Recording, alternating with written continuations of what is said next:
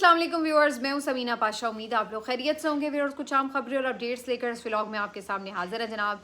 शोर तो जी काफ़ी मच गया है, हंगामा। चूँकि इंटरनेशनली भी इमरान खान साहब को जो शिफा इंटरनेशनल हॉस्पिटल में शिफ्ट नहीं किया गया, उसके ऊपर काफ़ी आवाज़ उठी। उसको हुकूमत ने काउंटर कैसे फ़नी अंदाज में किया है वो भी आपको बताते हैं। दूसरी तरफ ये भी आपको बताएं कि जनाब पीटीआई की आगे की हिकमत अमली क्या नज़र आ रही है। वकला भी मैदान में आ गए हैं और कुछ इस पर भी बात करते हैं कि जो ये बड़ी खबर होती है कि जी इमरान खान साहब के नाम को बड़ा बेचा जा रहा है और उस पर कोई बहुत पैसे लोग बना रहे हैं, तो ये कितना ठीक है कितना गलत है, इसके ऊपर भी बात करते हैं। काफ़ी कुछ है जी इस व्लॉग में। आपसे रिक्वेस्ट है कि चैनल को सब्सक्राइब कर लें अगर अभी तक सब्सक्राइब नहीं किया।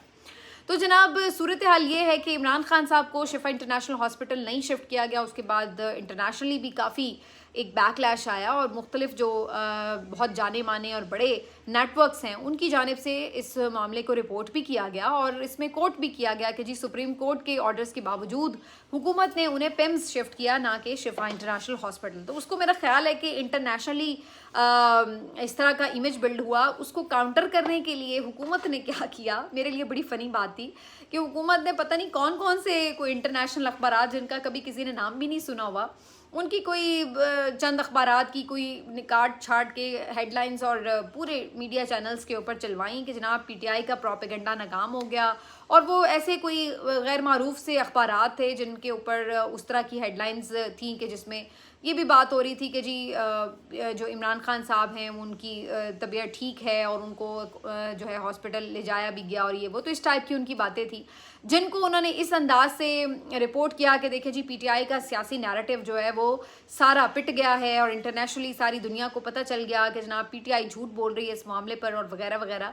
तो उन्होंने इस तरीके से उन अखबारात को जो है वो बेस बनाकर पूरे चैनल्स के ऊपर एक बयानिया बनाने की कोशिश की। अब मैं इनकी इन कोशिशों पर इतनी हैरान होती हूँ कि ये 4 साल से पीटीआई और पीटीआई के सोशल मीडिया से लड़ रहे हैं, लेकिन इनको इस बात की समझ नहीं आती कि इस तरह की चीज़ों से बयानिया नहीं बनता। कि आप समझते हैं कि ऐसे चैनल्स जो कि वैसे ही अपनी क्रेडिबिलिटी खो चुके हैं, जिनको पाकिस्तानी खुद देखना अब उस तरह से प्रेफर नहीं करते क्योंकि उन्हें भी पता है कि ये चैनल्स जो हैं वो सब कंट्रोल्ड इन्फॉर्मेशन चलाते हैं, तो आपके ख्याल से आप इन चैनल्स के ऊपर गैर मारूफ अखबारात का जिक्र करके कोई भी स्टोरीज चलाएंगे और वो लोग उसको मान लेंगे? तो ऐसा होता नहीं है। दुनिया को पता है कि क्या हो रहा है और किस तरह हो रहा है, और जितने भी आपके बहुत अच्छी क्रेडिबिलिटी रखने वाले चैनल्स हैं उन्होंने चीज़ों को रिपोर्ट किया है और वहाँ पे ग्राउंड से रिपोर्ट करते हुए बताया है कि जी इमरान खान साहब को लाना शिफा था और ले पिम्स गए, और ये सारा एक प्री प्लान हिस्सा लगता है। वो तो अब बहुत सारी चीज़ें खुल के सामने आ रही हैं।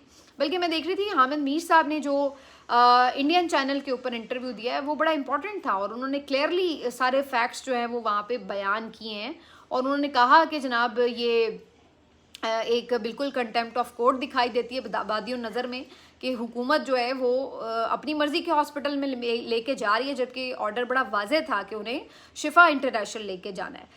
हामिद मीर साहब ने वैसे एक प्रोग्राम में और भी बड़ी दिलचस्प बातें की हैं और उनका ये मानना है कि जो आगे हुकूमत का टफ टाइम है वो शुरू होने जा रहा है क्योंकि हुकूमत ने ये सारा एक्ट करके अपने पाँव पे कुल्हाड़ी मारी है। और उनका ये कहना है कि उन्होंने बेसिकली अपोजिशन को एक जवाब दे दिया है कि सब लोग इकट्ठे हो जाएं, और अब अगर पीटीआई इन तमाम हालात में लॉन्ग मार्च करती है तो वो लॉन्ग मार्च भी हुकूमत के लिए दर्द सर बनेगा, वो बड़ा सक्सेसफुल हो सकता है। तो ये हामिद मीर साहब का जो है वो तज्जिया था इसके ऊपर। बहरहाल ये अब जो सारी कहानी है काफ़ी इंटरेस्टिंग तो हो रही है, लेकिन इसमें बहुत से ऐसे शकूक व शुबहात हैं जिसकी वजह से ये बातें भी होती हैं कि जी जो आपका सोशल मीडिया है वो उस तरह से हक़ाइक़ को तोड़ मरोड़ के पेश करता है। सबकी अपनी अपनी स्टोरीज़ हैं, इसमें कोई शक की बात नहीं। मैं इसको कोई टोटली नेगेट नहीं कर रही। ये बात दुरुस्त है कि बहुत से लोग बिल्कुल ही बेतुकी स्टोरीज़ लेकर आते हैं और एवं हवा में तीर चलाते हैं कि जी हमारे ज़राए ने हमें ये कह दिया, यूँ हो जाएगा तो वो हो जाएगा, और बाद में कुछ की कुछ निकलती है। लेकिन ऐसा भी नहीं है कि सब कुछ झूठ ही होता है और कभी कोई सच बात नहीं होती, इस तरह की भी बात नहीं है। कहानी यह है कि 2 चीज़ें हुआ करती हैं आम तौर पर। एक तो ये चीज़ के जिस तरह से चीज़ें चल रही होती हैं प्लान्ड होती हैं, सहाफ़ी उसके मुताबिक ख़बरें दे रहे होते हैं कि जी यूँ होने जा रहा है यूँ होने जा रहा है, लेकिन बाज़ औक़ात ऐसा होता है कि हालात व वाक़यात की रूह में जो चीज़ें नज़र आ रही होती हैं या उनके पास जो ख़बर होती है सोर्सेज के थ्रू, वो उस तरह से इम्प्लीमेंट नहीं होती क्योंकि हालात में तब्दीली आ जाती है, तो वो फिर तब्दील हो जाती हैं चीज़ें। तो उसका मतलब ये नहीं होता कि सहाफ़ी की वजह से वो तब्दील हो गई हैं। असल बात ये होती है कि अगर और हालातों वाक़यात कुछ और फैक्टर्स ने किसी तरह का कोई अमल दरामद करवा दिया और उसको चेंज करवा दिया चीज़ों को जिस तरह से एज़ पर स्टोरी प्लान थी, तो वो बाज़ुकात आपकी फिर स्टोरी ज़ाहिर है बज़ाहिर ऐसा लगता है कि गलत साबित हो गई है। अच्छा, दूसरी जो एक रीज़न होती है वो ये भी होती है कि बाज़ुकात उतनी एग्जैजरेटेड स्टोरी होती नहीं है जितनी बना दी जाती है, तो इस वजह से जो है वो एक कन्फ्यूजन भी पैदा होता है। मिसाल के तौर पर इमरान खान साहब को हॉस्पिटल शिफ्ट करने के हवाले से 2-3 स्टोरीज चल रही थी, जिसमें एक ये जगह पे मुतअद्दिद सहाफ़ियों ने रिपोर्ट किया कि जी इमरान खान साहब ने तो हॉस्पिटल आने से इनकार कर दिया है और वो तो शिफा आना ही नहीं चाहते थे। जबकि दूसरी तरफ उज़्मा खान साहिबा ने अपनी प्रेस कॉन्फ्रेंस में ये कहा कि इमरान खान तो बिल्कुल हॉस्पिटल शिफा जाने का सुन के खुश हुए और वो अपना इलाज करवाना चाहते थे। तो अब इसके ऊपर जो है वो एक जाहिर है कि ये खबरें लोगों ने तनकीद भी की कि जनाब देखें ये लोग झूठ बोलते हैं कि जी वो आना नहीं चाहते थे, उसने मुस्तरद कर दिया और ये वो। तो हालांकि उज़्मा खान साहिबा ने तो इसके ऊपर एक मुख्तलिफ बात बताई है। अच्छा, मेरा जो इसके ऊपर अपना अंदाज़ा है, जो मेरी अपनी असेसमेंट है वो क्या है, मैं आपके साथ शेयर करती हूँ। मेरा ये अंदाज़ा है कि बेसिकली इमरान खान साहब ने इस चीज़ को रिजेक्ट किया कि वो वहाँ जाके हॉस्पिटल में डेरा लगा लें और फिर वहाँ से वो कोई एनआरओ ले लें और फिर आगे बनी गाला चले जाएं, तो इस तरह का कोई रिलीफ उनके लिए परमानेंट बुनियादों पर हासिल किया जाए। तो इस चीज़ को इमरान खान ने एक्सेप्ट नहीं किया। जबकि दूसरी जो बात है कि वो हॉस्पिटल जाने में खुश थे या इस तरह थे, तो वो भी बात गलत नहीं है टोटली, क्योंकि इमरान खान साहब बहरहाल अपनी सेहत के हवाले से फ़िक्रमंद थे कि उनको प्रॉपर ट्रीट नहीं किया जा रहा। ये बात तो डॉक्टर उस्मा ने बताई ना कि वो कह रहे थे कि मेरे बारे में ये केयरलेस हैं, मैं बुलाता रहता हूँ, मैं कहता रहता हूँ कि मुझे इस चीज़ का प्रॉब्लम है, यूँ है, तो ये मेरी नहीं सुनते। तो इस पॉइंट ऑफ व्यू से इमरान खान साहब ये तो चाहते हैं कि जो एक उनका बुनियादी हक है कि उनको एक मेडिकल ट्रीटमेंट जब जिस वक्त ज़रूरत हो वो उन्हें मिले, वो तो वो चाहते हैं कि उतना ज़रूर मिले कि जितना उनका हक है, जितनी उनको उस वक्त रिक्वायरमेंट है, तो वो उनकी सेहत का ख्याल रखा जाए।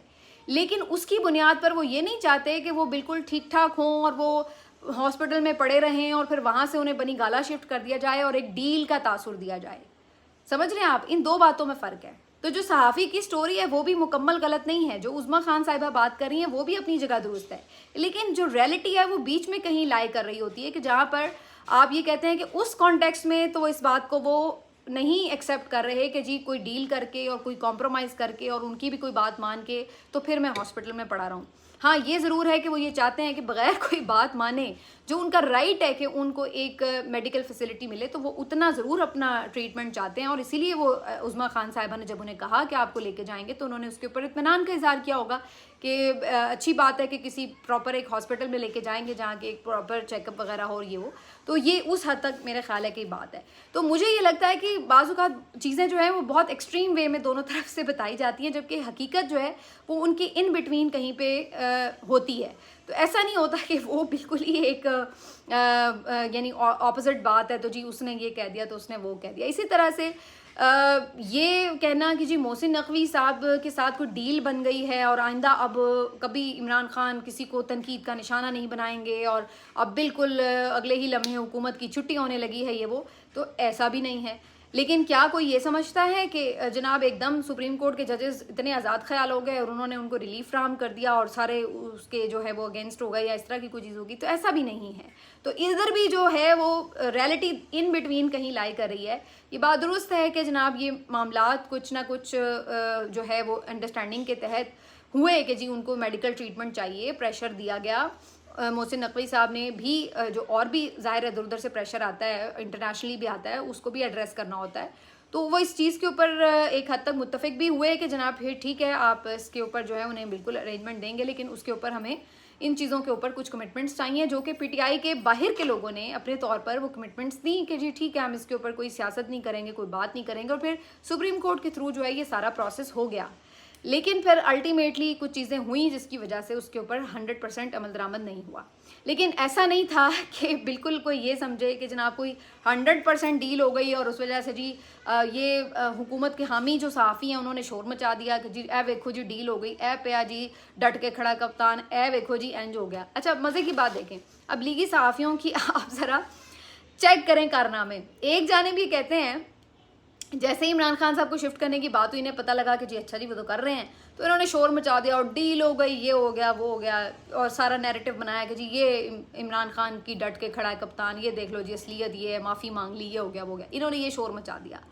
और जब रात गए पता चला कि जी उन्हें तो पिम्स ले गए, वहाँ से वापस अडयाला भी शिफ्ट कर दिया, तो अगले ही लम्हे जो है अगले दिन जो स्टोरीज हैं वो इनकी बदल गई। अंसार अब्बासी साहब एक दिन पहले स्टोरी लगा रहे थे कि जनाब क्या अब डील हो गई है, अब उन्हें बनीगाला शिफ्ट कर दिया जाएगा, और एन अगले दिन उनकी जो हेडलाइन थी वो ये थी कि एस्टैब्लिशमेंट जो है वो इमरान खान के साथ किसी किस्म की बातचीत करने में दिलचस्पी नहीं रखती और उनके ऊपर उसी तरह की पॉलिसी है जो पहले थी। ये एक ही सहाफ़ी की बैक टू बैक 2 दिनों के अंदर खबरें, यानी कि कोई बीच में टाइम ही आ गया हो कि बंदा कहे जी उस वक्त ये बात थी अब ये बात है, सिर्फ 2 दिनों के अंदर यानी बैक टू बैक एक दिन के वक्फे से उन्होंने ये 2 मुख्तलिफ ऑपोजिट खबरें लगाई। कहाँ वो एकदम डील करा के उन्हें बनीगाला पहुंचा रहे थे और कहाँ दूसरी तरफ जो है वो ये कह रहे हैं कि जिन्हें आप उनसे तो वो इंटरेस्टेड ही नहीं बात करने के लिए, सब कुछ ठीक है और ये वो। तो ये बेसिकली एक पैनिक सिचुएशन है हुकूमत के लिए भी, इसीलिए उनके हामी सहाफ़ियों के लिए भी। तो वो एकदम से वो डील का ढोल पीटते हैं तो पता लगता है जी डील तो कोई नहीं हुई, और फिर उसके बाद वो ये ढोल पीटते हैं कि जी उनके ऊपर तो क्रॉस है। तो बात जो है वो बीच में, जैसे मैंने कहा कि कहीं इन बिटवीन है, कि ऐसा भी नहीं है कि सब कुछ ख़त्म हो गया जी, मसला ही हल हो गया और कोई प्यार मोहब्बत की पींगे चढ़ गई, ऐसा बिल्कुल नहीं है। लेकिन ये भी नहीं है कि जी इतनी उन्हें रिलीफ नहीं दिया गया था या उस तरह, तो उस पर कुछ बातचीत ज़रूर हुई है और वो हमें उसका जो है वो एक नज़र भी आता है। तो मेरा तो इसके ऊपर एक फेयर एनालिसिस जो है वो ये है। लेकिन दूसरी तरफ PMLN का जो पैनिक है वो हमें हर सूरत में नज़र आ रहा होता है और उसकी वजूहात भी हैं। उन्हें ये नज़र आ रहा है कि उनसे परफॉर्म नहीं हुआ, उन्हें ये नज़र आ रहा है कि मोहसिन नकवी साहब जो हैं वो उनको कह चुके हैं कि सिस्टम कोलैप्स कर गया है। बाद में बेशक उन्होंने कवर करने के लिए जो मर्ज़ी कहा हो, उन्हें पता है कि जो सूबों वाला ऑर्डर है उसके ऊपर अमल दरामद बहुत मुश्किल है और उसके ऊपर ज़ाहिर है फर्दर रिएक्शन भी आ सकता है। तो बहुत सारी ऐसी चीज़ें हैं जिसके ऊपर हुकूमत को पता है कि हमारे भी जो नंबर हैं वो काफ़ी पीछे हैं, नीचे हैं, तो ऐसा नहीं है कि हम बड़े को बेहतर ज़बरदस्त परफॉर्म कर रहे हैं। ये अलग बात है कि शहबाज शरीफ साहब अपनी जो पूरी उनकी पॉलिशिंग है वो तो भरपूर अंदाज में कर रहे थे। मैं कल एक खबर देख रही थी कि जी शहबाज शरीफ साहब बोल रहे हैं कि जी हम वो कोई सड़क है चमन सड़क, वो भी हम फील्ड मार्शल के ताउन से बनाने जा रहे हैं। तो मुझे हंसी आ रही थी सोच के कि इस बंदे की आप मेंटालिटी चेक करेंगे, यानी एक सड़क भी आप अपने क्रेडिट पे नहीं लेना चाहते कि जी हम एक सड़क भी अपनी मर्जी से बना रहे हैं और हम उसका क्रेडिट ही ले लेंगे जी हमने ये बलूचिस्तान की सड़क बनाई है। यानी आप अंदाज़ा लगाएं कि आप खुद अपने मुंह से ही मान जाते हैं। इससे तो ये तासुर बनता है ना कि फिर जी फील्ड मार्शल ने जंग भी लड़नी है, फील्ड मार्शल ने अमेरिका और ईरान की सुलह भी करानी है, फील्ड मार्शल ने खारजा उमूर बेहतर भी करने हैं, फील्ड मार्शल ने जो आपके सरमायाकार हैं उनसे मुलाकातें भी करनी है, फील्ड मार्शल ने पॉपुलेशन कंट्रोल भी करनी है, फील्ड मार्शल ने सड़कें भी बनानी है, फील्ड मार्शल ने जो सियासी मामलात हैं उनको भी फिर देखना है। तो सब कुछ फील्ड मार्शल ने करना है। तो मुझे ये बता दें कि जो आपकी फॉर्म 47 की ये लाशें हैं, ये क्यों इस्टेब्लिशमेंट अपने कंधों पे उठा के फिरेगी?